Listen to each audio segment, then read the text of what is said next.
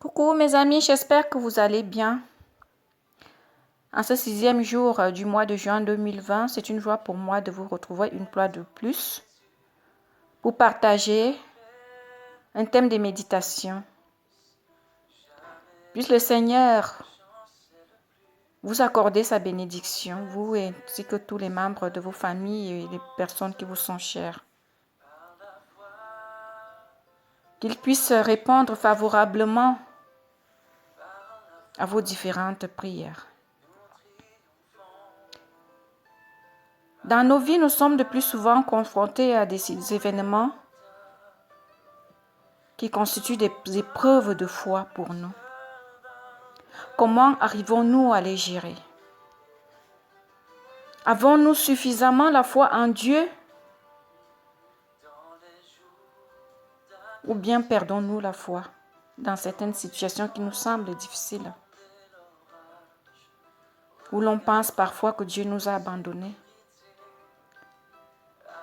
Pourtant non, il ne nous a jamais abandonnés.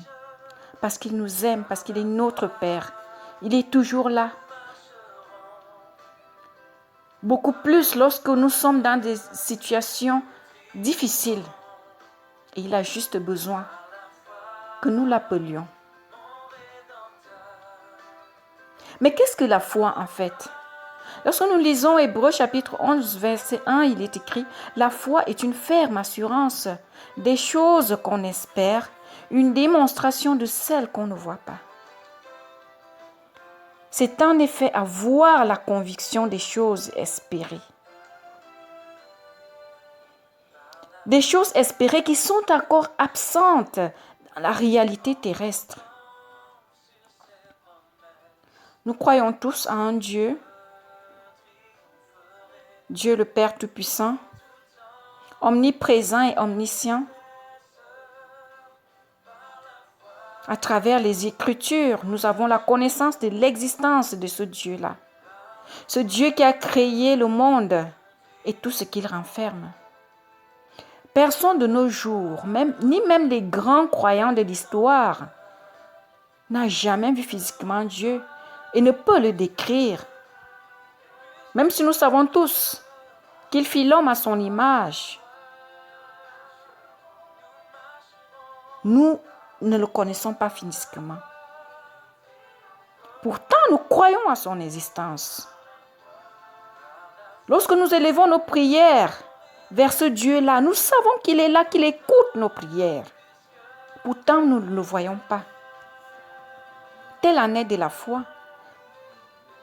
Cette foi qui amena Abraham à abandonner ses parents, ses frères, pour se rendre vers un pays lointain que Dieu lui réservait. Dieu lui demanda de tout abandonner,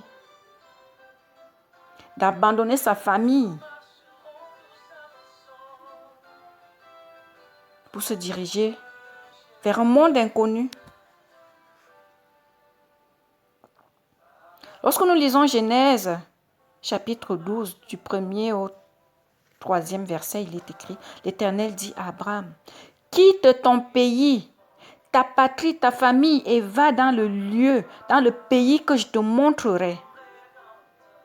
Je ferai de toi une grande nation.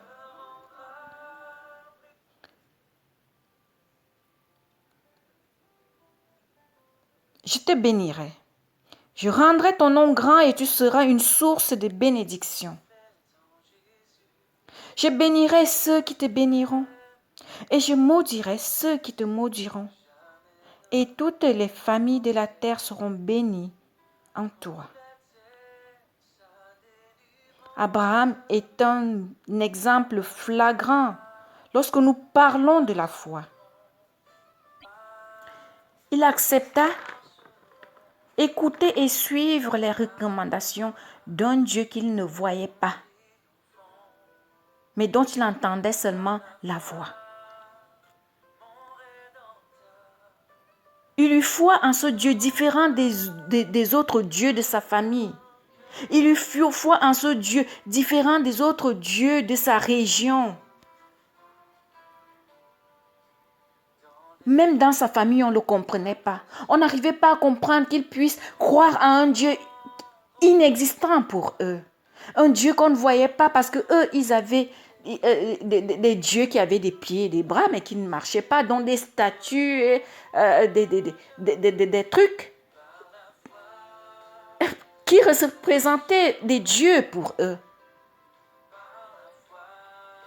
Abraham, lui, ne croyait pas à ces dieux-là. Il a cru à un autre Dieu et il a fait confiance à ce Dieu-là.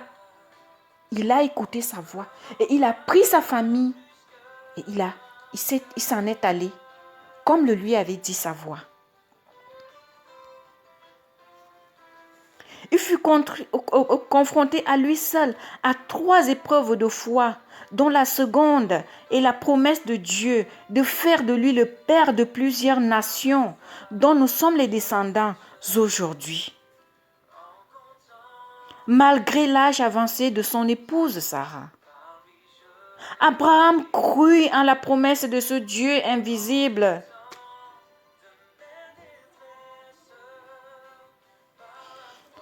Genèse chapitre 15, du verset 5 au verset 6, il est écrit: après l'avoir conduit dehors, il dit, donc c'est Dieu qui conduit Abraham dehors. Lorsqu'on lit les textes un peu plus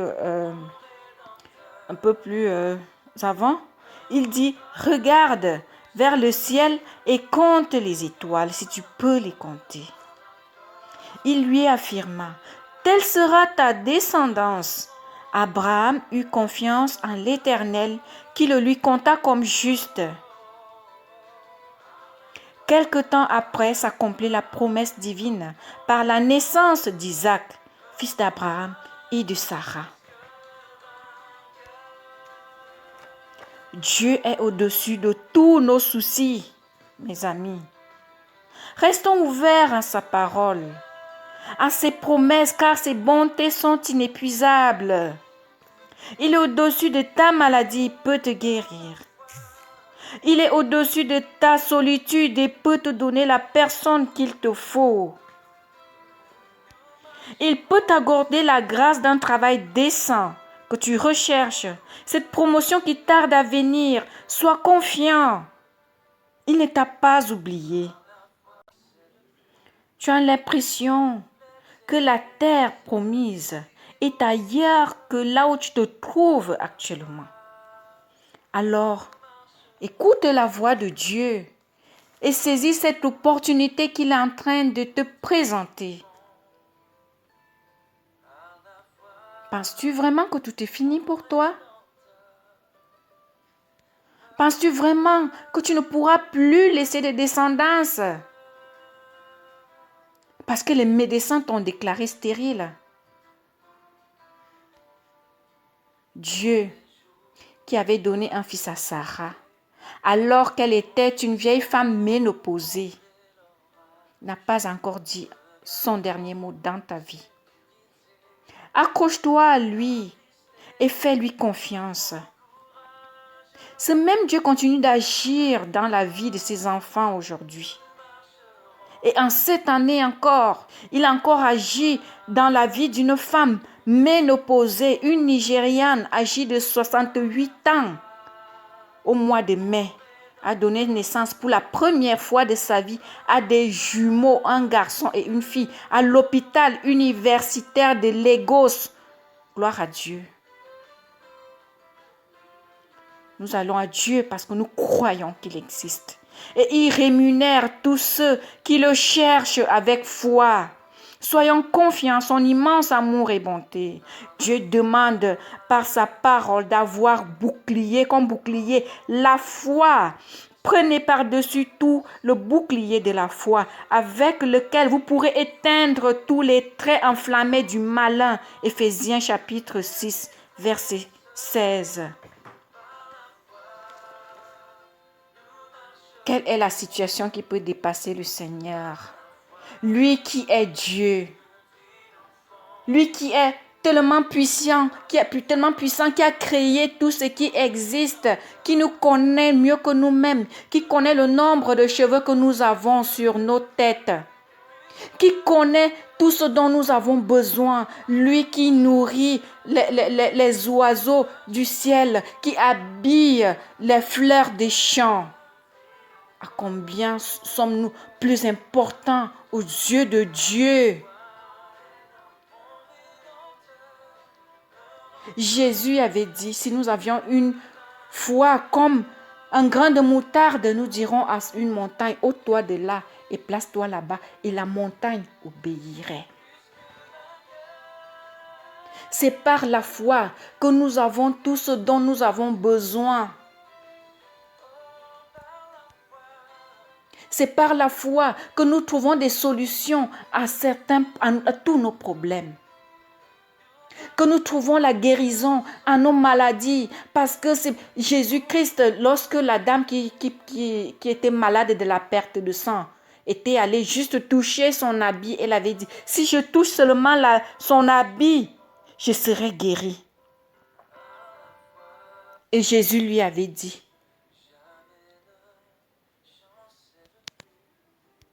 tu es guéri, c'est ta foi qui te guérit.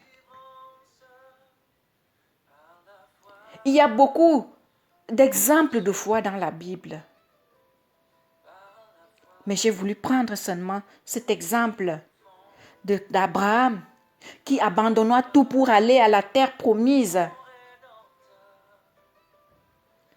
Parce que Dieu le lui avait ordonné. Qui crut en Dieu, qui lui avait promis de faire de lui le père de plusieurs nations alors qu'il était âgé et sa femme ménopausée. Dieu n'a pas encore dit le dernier mot sur ta solitude. Quel que soit ton âge, Dieu n'a pas encore dit son dernier mot, quelle que soit la situation que tu traverses en ce moment.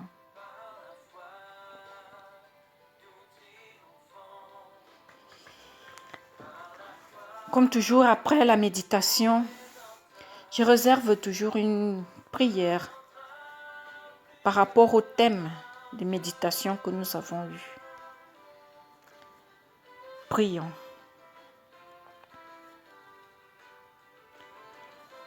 Père éternel et d'amour, regarde avec bonté ton seul et unique Fils. Vois la lourde croix qu'ils ont préparée pour ton Fils. Aie pitié de ton peuple.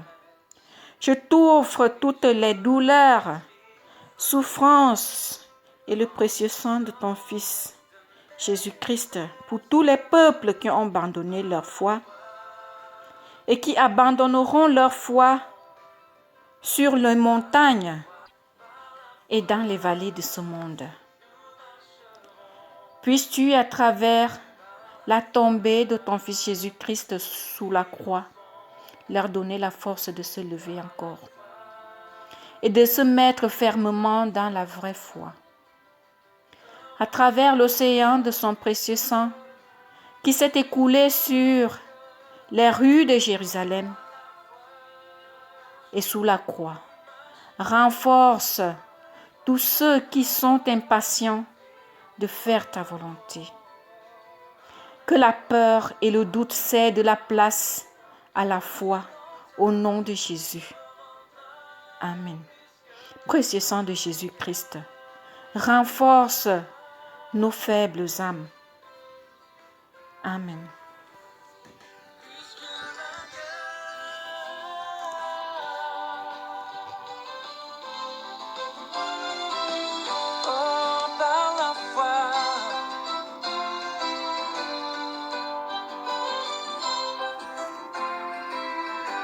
Marcherons